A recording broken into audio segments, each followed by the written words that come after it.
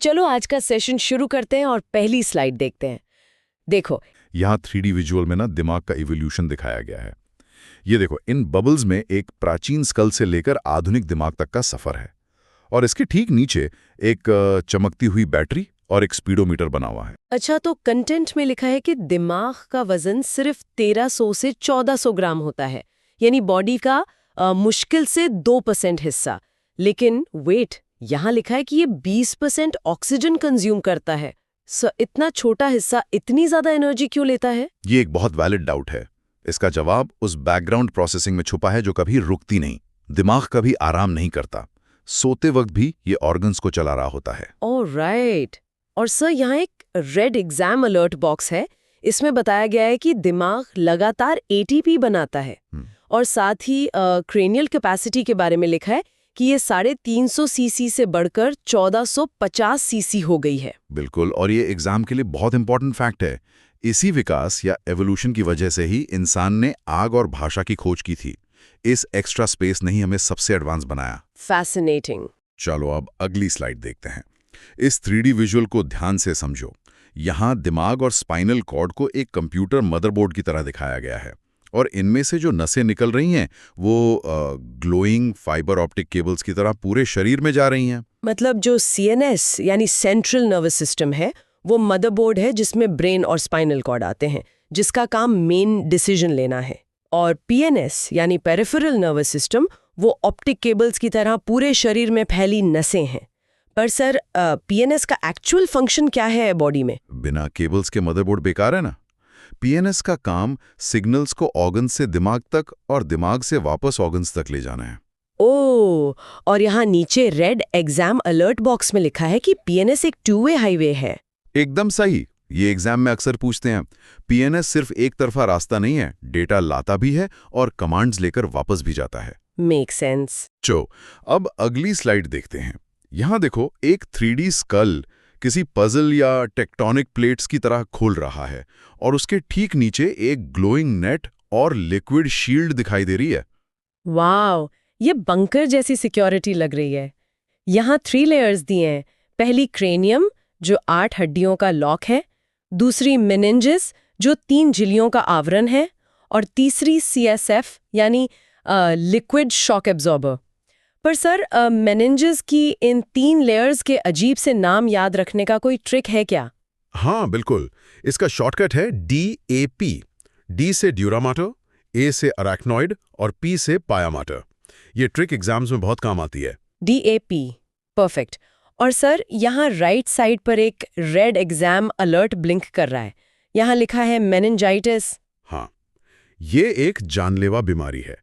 जब उन्हीं मेनिंजेस यानी झिल्लियों में इन्फेक्शन या सूजन आती है ना, तो उसे मेनिंजाइटिस कहते हैं। ये बायोलॉजी एग्जाम्स का फेवरेट क्वेश्चन है। ओह, ओके, मैं नोट कर लेती हूँ। चलो अब अगली स्लाइड देखते हैं। इस विजुअल में देखो, 3D ब्रेन में 3 अलग-अलग कलर्स ग्लो कर रहे हैं। एक आगे का हिस्सा, एक बीच में और एक ठीक पीछे। हाँ, आगे वाला फोरब्रेन यानी आग्रा मस्तिष्क, जो सबसे बड़ा है। बीच वाला मिड ब्रेन यानी मध्य मस्तिष्क और पीछे वाला हिंड ब्रेन यानी पश्च मस्तिष्क। पर सर, एक बेसिक डाउट है। शुरुआत में जब भ्रूण बनता है तो दिमाग एक्चुअली बनता किस चीज से है? एक बहुत ही पतली माइक्रोस्कोपिक झिल्ली होती है। वैसे ही नेचर का डिजाइन शुरू होता है। और इसी के बारे में यहाँ रेड एग्जाम अलर्ट बॉक्स भी है। यहाँ क्लियरली लिखा है कि दिमाग की उत्पत्ति एक्टोडर्म नाम की माइक्रोस्कोपिक झिल्ली से होती है। एग्जैक्टली। एक्टोडर्म से दिमाग बनना, ये एम्ब्रियोलॉजी का एक क्रूशियल फैक्ट है जो तुम्हें याद रखना चाहिए। Okay sir. चलो अब अगली स्लाइड देखते हैं। इसमें देखो, विजुअल में दिमाग 2 हिस्सों में बटा हुआ है और उनके बीच में एक high speed glowing data cable चल रही है और साथ ही एक 3D ह्यूमन बॉडी में क्रॉस वायरिंग ग्लो कर रही है। ये सेरेब्रम की बात हो रही है ना, जो आईक्यू, मेमोरी और कॉन्शियसनेस कंट्रोल करता है और इसके दोनों हिस्सों को कॉर्पस कैलोजम जोड़ता है। पर सर, ये क्रॉस वायरिंग का क्या मतलब है यहाँ? ये बायोलॉजी का सबसे बड़ा ट्विस्ट है। हमारी बॉडी उल्टा काम करती है। वेट, यहाँ रेड एग्जाम अलर्ट बॉक्स में भी वही लिखा है। लेफ्ट ब्रेन राइट बॉडी को कंट्रोल करता है और राइट ब्रेन लेफ्ट बॉडी को कंट्रोल करता है। एकदम सही। अगर तुम अपने राइट हाथ से लिख रही हो तो एक्चुअल कमांड तुम्हारे लेफ्ट दिमाग से आ रही है। ये फैक्ट एग्जाम और लाइफ दोनों के लिए इंपॉर्टेंट है। ये सच में बहुत अजीब और फैसिनेटिंग है। चलो अब अगली स्लाइड देखते हैं। इस 3D ब्रेन पर ध्यान दो। यहाँ कुछ रेडार्स और टारगेट्स ग्लो कर रहे हैं। ये दिमाग के स्पेसिफिक सेंटर्स को हाईलाइट कर रहे हैं। राइट। फोर ब्रेन के सेंसर्स, थैलेमस को बॉडी का रेडार कहा गया है, यानी टीटीपी सेंसर, टेम्परेचर, टच और प्रेशर के लिए। फिर है हाइपोथैलेमस, जिसे मास्टर ऑफ मास्टर्स कहा गया है, और लिम्बिक सिस्टम, जो इमोशंस और सेक्सुअल बिहेवियर देखता है। पर सर, एक डेली लाइफ वाला डाउट है। जब मुझे बहुत भूख लगती है ना, तो अचानक बहुत गुस्सा भी आने लगता है। ऐसा क्यों? इसे लोग हैंग्री होना कहते हैं और इसका बायोलॉजी में डायरेक्ट कनेक्शन है। मुझे यहाँ रेड एग्जाम अलर्ट बॉक्स में इसका रीजन दिख गया। यहाँ लिखा है कि भूख और गुस्सा दोनों के सिग्नल्स दिमाग में एक ही जगह से आते हैं, यानी हाइपोथैलेमस से। बिल्कुल। इसीलिए जब पेट खाली होता है तो भूख और गुस्से के वायर्स आपस में क्रॉस हो जाते हैं।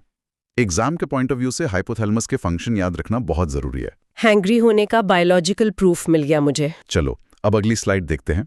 यहाँ दिमाग के नीचे एक ग्लोइंग स्टेम यानी तना दिखाया गया है, जो नीचे स्पाइनल कॉर्ड की तरफ जा रहा है। हाँ, ये मिड ब्रेन है, जिसका काम विजुअल और ऑडिटरी रिफ्लेक्सेस को कंट्रोल करना है। और ब्रेन स्टेम, जिसमें मिड ब्रेन, पॉन्स और मेड्यूला आते हैं, जो दिमाग को स्पाइनल कॉर्ड से जोड़ता है। सिर्फ रिफ्लेक्स का कोई कॉमन एग्जाम्पल है क्या? सोचो, अगर कोई अचानक तुम्हारी आंख के सामने अपना हाथ ले आए तो तुम क्या करोगी? मैं तुरंत अपनी पलकें झपक लूंगी। और यहाँ रेड एग्जाम अलर्ट में यही एग्जाम्पल हाईलाइट किया गया है। आंख के सामने अचानक हाथ आने पर पलकें झपकना मिड ब्रेन का विजुअल रिफ्लेक्स है। और ये भी लिखा है कि ब्रेन स्टेम विकास के नजरिए से सबसे पुराना हिस्सा है। सही पकड़ा। मिड ब्रेन सोचने का टाइम नहीं लेता, सीधा एक्शन लेता है खतरे से बचने के लिए। Wow, pure survival instinct. चलो अब अगली स्लाइड देखते हैं। इस विजुअल में देखो, नीचे के दिमाग यानी हाइंड ब्रेन पर एक अल्कोहल बैन का साइन ब्लिंक कर रहा है और ठीक उसके नीचे एक स्कल और क्रॉसबोन्स वाला खतरे का निशान है। ये डेंजर साइंस किस लिए हैं? कंटेंट में लिखा है सेरेबेलम बॉडी का बैलेंस बनाता है, पॉन्स फेशियल एक्सप्रेशंस कंट्रोल करता है और मेड्यूला ऑब्लोंगेटा अनैच्छिक क्रियाएं जैसे सांस लेना और धड़कन देखता है। तो सर, यहाँ डेंजर साइंस क्यों लगाए गए हैं? क्योंकि इन हिस्सों पर असर बहुत फेटल हो सकता है। ओह, मुझे रेड एग्जाम अलर्ट बॉक्स में दिख गया। यहाँ 2 बड़े एग्जाम फैक्ट्स हैं। पहला, शराब पीने पर सबसे पहले सेरेबल धीमा होता है, इसलिए इंसान लड़खड़ाता है और ठीक से चल नहीं पाता। और दूसरा, मेड्यूला को वॉमिटिंग सेंटर कहा जाता है और यहाँ चोट लगने पर तुरंत मौत होती है, इसलिए वहाँ स्कल साइन था। बहुत खूब। ये दोनों फैक्ट्स एग्जाम्स में बार बार आते हैं। मेड्यूला पर चोट सीधा हार्ट और लंग्स को बंद कर देती है। बाप रे, ये सच में डेंजर जोन है। चलो अब अगली स्लाइड देखते हैं। यहाँ एक ग्लोइंग 3D स्पाइनल कॉलम है, जिसमें 5 अलग अलग कलर्स के लेवल्स मार्क किए गए हैं। ये हमारा डेटा हाईवे यानी स्पाइनल कॉर्ड है। यहाँ से 31 पेयर्स नसें निकलती हैं। 5 लेवल्स हैं, सर्वाइकल, थोरैसिक, लंबार, सैक्रल और कॉक्सिक्स। पर सर, एक मैथमेटिक्स वाला डाउट है। बच्चों की रीढ़ की हड्डी में 33 बोन्स होती हैं, पर बड़ों में 26 होती हैं। ऐसा क्यों? हड्डियां कम कैसे हो गई? ये बायोलॉजी का एक मैकेनिकल मार्वल है। अच्छा, एक सेकेंड, मुझे रेड एग्जाम अलर्ट बॉक्स पढ़ने दीजिए। यहाँ क्लियर लिखा है कि चलने के लिए और ग्रेविटी झेलने के लिए नीचे की हड्डियां आपस में फ्यूज होकर एक सॉलिड बेस बनाती हैं। बिल्कुल। इंसान 2 पैरों पर चलता है ना, तो लोअर बैक पर सारा वजन आता है। इसलिए नेचर लोअर बोन्स को जोड़कर एक मजबूत फाउंडेशन बना देती है। एग्जाम में ये बोन काउंट डिफरेंस हमेशा पूछा जाता है। परफेक्ट, अब कभी गलत नहीं होगा। चलो अब अगली स्लाइड देखते हैं। यहाँ विजुअल में देखो, एक तरफ एक मैनुअल गेमिंग जॉयस्टिक है और दूसरी तरफ एक लॉक और ऑटो पायलट का स्विच बना हुआ है। ये पीएनएस के कंट्रोल मोड्स है ना? एक सोमैटिक सिस्टम यानी मैनुअल कंट्रोल, जैसे सोच समझकर किताब उठाना, और दूसरा ऑटोनॉमिक सिस्टम यानी ऑटो पायलट मोड, जो बॉडी खुद चलाती है। पर सर, बॉडी को ऑटो पायलट यूज करने की क्या जरूरत है? सोचो, अगर तुम्हें खुद को याद दिलाना पड़े कि अब सांस लेनी है या अब खाना पचाना है, तो क्या होगा? मैं तो पक्का भूल जाऊंगी। ओह, यहाँ रेड एग्जाम अलर्ट बॉक्स में भी यही एक्सप्लेनेशन दिया है। खाना पचाना या दिल धड़कना जैसे कामों को याद ना रखना पड़े, इसलिए ऑटोनॉमिक सिस्टम खुद इन्हें हैंडल करता है। सही कहा। ये दिमाग का बैकग्राउंड प्रोसेसिंग है, ताकि तुम्हारा मेन दिमाग दूसरे कॉम्प्लेक्स कामों पर ध्यान दे सके। ये तो सच में स्मार्ट डिजाइन है। चलो अब अगली स्लाइड देखते हैं। इस 3D विजुअल में देखो, एक तरफ एक तेजी से धड़कता हुआ हार्ट है जिसमें ECG लाइंस ग्लो कर रही हैं, फैली हुई आंखें हैं, और दूसरी तरफ एक रिलैक्स होता हुआ पाचन तंत्र यानी स्टमक है। फाइट और फ्लाइट कहा गया है, और पैरासिम्पैथेटिक मोड यानी रेस्ट एंड डाइजेस्ट। सर, मेरा एक डाउट है। जब मेरा कोई इंपॉर्टेंट एग्जाम होता है ना, तो उसके ठीक पहले मेरा मुंह पूरी तरह सूख जाता है। क्या वो यही सिस्टम कर रहा है? एकदम सही ऑब्जर्वेशन है। वेट, यहाँ रेड एग्जाम अलर्ट पॉइंट पकड़ा मैंने। डर या एग्जाम का स्ट्रेस सिंपैथेटिक सिस्टम को ट्रिगर करता है, जिससे धड़कन तेज होती है और सलाइवा बनना बिल्कुल बंद हो जाता है, इसलिए मुंह सूखता है। और जब स्ट्रेस खत्म होता है तब पैरासिम्पैथेटिक मोड में अचानक जोर की भूख लगती है। एग्जैक्टली। बॉडी को लगता है कि पहले जान बचा लो, खाना तो बाद में भी पच जाएगा। ये रिएक्शन एग्जाम पर्सपेक्टिव से डायरेक्ट मार्क्स दिलाएगा। मुझे सच में नहीं पता था कि मेरे डर का डायरेक्ट कनेक्शन सलाइवा से है। चलो अब अगली स्लाइड देखते हैं। इसमें एक ह्यूमन शैडो दिखाई दे रही है, जिसके अंदर पेट यानी स्टमक और मेन दिमाग के बीच एक चमकती हुई डेटा पाइपलाइन जा रही है, जिसे वेगस नर्व मार्क किया गया है। इसका टाइटल है छिपा हुआ दूसरा दिमाग, एंटेरिक नर्वस सिस्टम।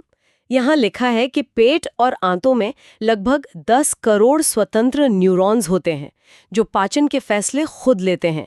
सर, क्या सच में गट फीलिंग जैसी कोई चीज होती है, या ये बस हम ऐसे ही बोल देते हैं? लोगों को लगता है ये बस कहावत है, पर सच्चाई कुछ और है। ओह, यहाँ रेड एग्जाम अलर्ट ने इसे क्लियर कर दिया है। यहाँ लिखा है कि गट फीलिंग कोई हवाई बात नहीं है।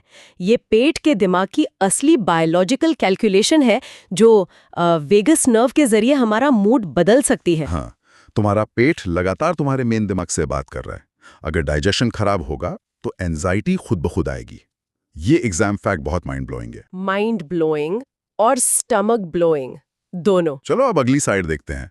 यहाँ स्क्रीन पर एक highly detailed glowing 3D neuron cell दिख रहा है। ध्यान से देखो, इसमें आगे रूट्स जैसी ब्रांचेस हैं और पीछे एक लॉन्ग टेल बनी हुई है। ये बॉडी की माइक्रोचिप है ना, न्यूरॉन, जो 3 फीट तक लंबी हो सकती है। इसके रूट्स जैसा हिस्सा डेंड्राइट्स कहलाता है, जो सिग्नल रिसीव करता है। बीच में साइटॉन यानी मेन यूनिट है, और लंबी वायर को एक्सॉन कहते हैं, जो ट्रांसमीटर का काम करती है। पर सर, एक बेसिक इलेक्ट्रिसिटी का डाउट है। अगर इनमें करंट दौड़ रहा है तो इस नंगी वायर से करंट बॉडी में लीक क्यों नहीं होता? नेचर ने इस वायरिंग की इंसुलेशन भी की हुई है। और मुझे वो इंसुलेशन इस रेड एक्सालॉट बॉक्स में मिल गई।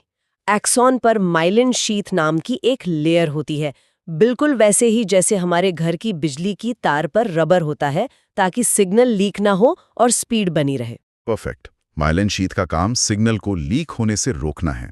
ये न्यूरॉन का एनाटॉमी एग्जाम का कोर क्वेश्चन बनता है। नोट कर लिया। चलो आज की आखिरी स्लाइड पर आते हैं। इस विजुअल में देखो, यहाँ 2 न्यूरॉन्स के बीच एक छोटी सी खाली जगह है, और इस गैप में चमकते हुए 3D लॉक्स और कीज तैर रहे हैं। टाइटल है सिग्नल ट्रांसमिशन और द सिनैप्स गैप। मतलब सिनैप्स वो खाली जगह है 2 न्यूरॉन्स के बीच जहां वो फिजिकली जुड़े नहीं होते, और न्यूरोट्रांसमीटर्स कुछ स्पेशल केमिकल्स हैं जो इस गैप को क्रॉस करते हैं। पर सर, अगर बीच में गैप है तो इलेक्ट्रिसिटी आगे जंप कैसे करती है? वही तो बायोलॉजी का मैजिक है। अच्छा, रेड एग्जाम अलर्ट पढ़ने पर पता चल गया।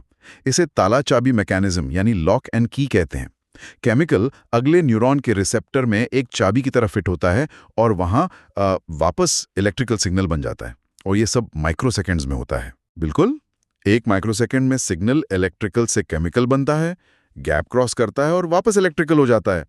ये सिनैप्स और न्यूरोट्रांसमीटर का प्रोसेस बहुत ध्यान से समझना। ये पूरी साइकिल लिटरली एक मिरेकल लग रही है। सही कहा। तो इसके साथ हमारा ये स्लाइड ब्रेकडाउन पूरा होता है।